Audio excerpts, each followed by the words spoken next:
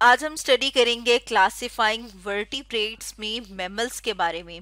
तो बात की जाए क्लासिफाई करना किसको कहा जाता है, जब हम जानदार अशिया को एक जैसी जानदार अशिया को एक ग्रुप में रखते हैं तो उसे हम कहते हैं कि हम उन्हें क्लासिफाई करते हैं। और वर्टिब्रेट्स की बात की जाए तो वर्टिब्रेट्स उन एनिमल्स को कहा जाता है जिनमें रीढ़ की हड्डी मौजूद होती है। तो उनमें हम स्टडी करेंगे मैमल्स को। वर्टिब्रेट्स में मैमल्स क्या है, वो वाले एनिमल्स हैं जिनमें वर्टिब्रेट जैसे हमने बात की थी कि वो क्या है जिनमें रीढ़ की हड्डी मौजूद होती है। और मैमल्स जो है वो भी वर्टिब्रेट की एक क्लास है। और इस तस्वीर में हम देख रहे हैं इनका यहाँ पर बैकबोन यानी कि वर्टिब्रल कॉलम। जैसे यहाँ पर हम देख रहे हैं मैमल में काऊ को, और यहाँ पर हम काऊ का जो स्केलेटन है, ढांचा है, वो देख रहे हैं। और ने देखा कि इसके पास बैकबोन मौजूद होती है, बिल्कुल उसी तरह से जिस तरह से अगर हम अपनी कमर में के ऊपर दरमियान में मतलब कमर पे दरमियान में हाथ लगाएं तो हमें एक हड्डी महसूस होती है जो कि रीढ़ की हड्डी है। तो हम क्या है, हम भी एक वर्टिब्रेट हैं। बिल्कुल इसी तरह से इनकी भी कमर के ऊपर जब आप हाथ लगाएं तो आपको हड्डी महसूस होगी जो रीढ़ की हड्डी है। तो वर्टिब्रेट कौन से वाले एनिमल है, वो एनिमल जिनकी बैकबोन होती है, और मैमल भी वर्टिब्रेट हैं। मैमल्स के बारे में हम कुछ खास बातें पढ़ लेते हैं। जैसे कि हम देखते हैं कि मैमल्स जो हैं वो बाकी जानवरों से मुख्तलिफ किस तरह से हैं, क्योंकि उनकी जिस्म के ऊपर बाल या फर मौजूद होती है। तो जैसे यहाँ पर हम अपने सामने देख रहे हैं टाइगर, चीता, ये क्या है, ये भी एक मैमल है और इसकी पूरे बॉडी के ऊपर बाल मौजूद हैं।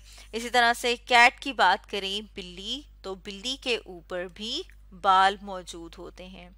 इसके साथ साथ अगर हम इनकी एक और खसूसियत देखें तो हम देखते हैं कि ये वार्म ब्लडेड हैं। वार्म ब्लडेड का मतलब ये है कि इनके जो बॉडी है, जो जिस्म है, उसका दर्जा हरारत तब्दील नहीं होता। जैसे कि हम अपनी बात करें तो हम भी कहें वार्म ब्लडेड हैं। हमारी बॉडी का जो दर्जा हरारत है वो कितना होता है, वो 37 सेल्सियस होता है। बाहर चाहे गर्मी है, चाहे सर्दी है, चाहे बाहर बर्फबारी हो रही है, हमारे जिस्म का दर्जा हरारत तब्दील नहीं होता, वो वही रहता है, क्योंकि हम वार्म ब्लडेड हैं। हम भी क्लास मैमल्स में आते हैं, क्लास मेमिलिया में आते हैं। तो क्लास मैमल में जो एनिमल आते हैं वो वार्म ब्लडेड होते हैं। मैमल्स जो हैं ये बच्चे देते हैं, यानी कि इनके जैसे यहाँ पर इस डायग्राम में देख रहे हैं कि बच्चे पैदा होते हैं। जैसे यहाँ पर इस तस्वीर में भी हम देख रहे हैं कि शेर और साथ में शेर का बच्चा मौजूद है। जैसा से मुख्तलिफ जो जानवर हैं, जैसे कि मुर्गी है, वो अंडे देती है और फिर उसमें से बच्चे निकलते हैं। लेकिन जब हम मैमल्स की बात करते हैं तो जो मैमल्स हैं वो डायरेक्ट बच्चे देते हैं। इसके अलावा एक और खसूसियत है मैमल्स की, और वो ये है कि जो मदर है वो अपने बच्चे को दूध पिलाती है, यानी कि वो फीड कराती है अपने बेबी को। हमने बात की थी कि मैमल्स जो है उनकी एक खसूसियत होती है कि उनके बॉडी के ऊपर, उनके जिस्म के ऊपर बाल मौजूद होते हैं या फर मौजूद होती है। फर जो है वो भी बाल ही होते हैं, या फिर हम कहते हैं कि जो तेज ग्रोथ होती है, ज्यादा ग्रोथ होती है, जैसे भेड़ के ऊपर आप देखें तो उसके ऊपर भी फर मौजूद है। इसी तरह से जो रीछ होता है, जैसे यहाँ पर हम बर्फानी रीछ देख रहे हैं, पोलर बियर, तो इसके ऊपर भी क्या मौजूद है, फर मौजूद है। अब जानवर के जिस्म के ऊपर कितने बाल मौजूद होंगे, ज्यादा मोटी फर होगी, पतली फर होगी, या फिर सिर्फ और सिर्फ हल्के हल्के से बाल मौजूद होंगे, ये इस चीज़ के ऊपर डिपेंड करती है कि उनके आसपास का माहौल कैसा है। यानी कि इस चीज़ का जो दारोमदार है, इन्हिसार है, वो इस चीज़ के ऊपर होगा कि ये किस तरह के माहौल में रहते हैं। जैसे कि हम अगर बात करें पोलर बियर की, तो जैसे हमने कहा कि ये बर्फानी रीछ है, इसका मतलब ये है कि कोल्ड क्लाइमेट में रहता है, यानी कि ये ऐसे इलाके में रहता है जहाँ पर सर्दी ज़्यादा होती है या दर्जा हरारत जो है वो कम होता है। इसलिए इसकी बॉडी के ऊपर, इसके जिस्म के ऊपर क्या मौजूद है, थिक कोट ऑफ फर मौजूद है, ताकि ये इसकी बॉडी को, इसके जिस्म को गर्म रखे। लेकिन जब हम एलिफेंट की बात करते हैं, हाथी की बात करते हैं, तो हमें हाथी के ऊपर कोई बहुत मोटी फर नज़र नहीं आ रही, क्यों नज़र नहीं आ रही? क्योंकि इसको मोटी फर की ज़रूरत ही नहीं है, क्योंकि ये हॉट क्लाइमेट में रहता है, यानी कि ये गर्म इलाके में रहता है, इसलिए इसको थिक कोट ऑफ फर की ज़रूरत नहीं होती। व्हेल और डॉल्फिन की बात की जाए तो ये दोनों पानी में पाए जाने वाले मैमल हैं, जिसे हम अपने सामने तस्वीर में देख रहे हैं, डॉल्फिन और व्हेल को। तो जो दुनिया में सबसे बड़ा पाया जाने वाला मैमल है वो भी व्हेल है। तो यहाँ पर हम लिख लेते हैं, और उस व्हेल का नाम है ब्लू व्हेल।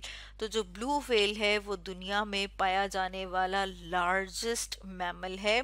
और अगर हम उसकी लंबाई की बात करें तो हम देखते हैं कि वो तकरीबन 35 मीटर लंबा होता है। और हम अगर उसके वजन को देखें तो तकरीबन 120 टन उसका वजन होता है। इसी तरह से अगर हम डॉल्फिन की बात करें तो जो इंडस ब्लाइंड डॉल्फिन, जिसे कि सुसु कहा जाता है, वो पाई जाती है दरिया में, इसलिए उसे रिवर डॉल्फिन भी कहा जाता है। और ये सिर्फ और सिर्फ पाकिस्तान में पाई जाती है। जैसे हमने कहा था कि हम इंसान, हम भी क्लास मेमेलिया में आते हैं, हम भी मैमल्स में आते हैं। तो जो इंसान है वो मंकी, जो कि बंदर है, गुरीला, इसके अलावा चिंपैंजी जो है, ये सारे के सारे जो है वो इंटेलिजेंट मैमल्स में आते हैं। इंटेलिजेंट यानी कि थोड़े अक्लमंद। और ये क्यों कहा जाता है? क्योंकि इनका जो ब्रेन है, जो दिमाग है, वो बाकी मैमल्स से थोड़ा सा ज़्यादा डेवलप हुआ हुआ होता है। अब हम देखते हैं एक फ्लाइंग मैमल को, वो मैमल जो कि उड़ सकता है। जैसे कि इस तस्वीर में हम देख रहे हैं बैट। तो बैट क्या है? बैट जो है वो एक फ्लाइंग मैमल है। और इस तस्वीर में आप देख रहे हैं बैट को, यानी चमगादड़ को। हमने मैमल्स की जब कुछ ख़ास बातें पढ़ी थी, उनकी खसूसियात पढ़ी हैं, तो हमने देखा कि जो मैमल्स हैं वो बच्चे देते हैं। लेकिन अभी हम देख रहे हैं एग लेइंग मैमल्स को। एग लेइंग मैमल्स की अगर हम बात करें तो कुर्रा अर्ज पर, यानी कि हमारी ज़मीन के ऊपर, हमारे प्लैनेट के ऊपर टोटल 2 मैमल ऐसे हैं जो कि एग लेइंग मैमल हैं। यानी कि ये हैं तो मैमल, लेकिन ये बच्चे नहीं देते, बल्कि ये अंडे देते हैं। जैसे कि यहाँ पर हम देख रहे हैं डक बिल प्लेटिपस। और जो दूसरा मैमल है जो कि अंडे देता है वो है स्पाइनी आंट ईटर। ये 2 मैमल अंडे देते हैं। बाकी जितने भी मैमल हैं वो क्या होता है, वो उनके बच्चे होते हैं। तो स्टूडेंट्स, आज हमने डिस्कस किया क्लास ऑफ वर्टिब्रेट्स में क्लास मैमल्स के बारे में।